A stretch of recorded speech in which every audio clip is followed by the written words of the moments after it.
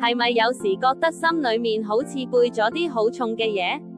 一種講唔出揮之不去嘅重擔，可能係愧疚，可能係自責，令你喘不過氣。古時嘅以色列人都曾經面對住呢種深重嘅罪孽，佢哋好渴望得到真正嘅釋放。但係上帝為佢哋預備咗一個好特別嘅日子，贖罪日。喺呢一日，大祭司會代表所有人，將罪孽交俾上帝。透過獻祭同潔淨嘅儀式，一切嘅污穢同罪惡都會被除去，為嘅就係要重建人同上帝之間嗰份純潔嘅關係。呢個唔單止係一個歷史事件，更加係上帝無盡慈愛嘅見證。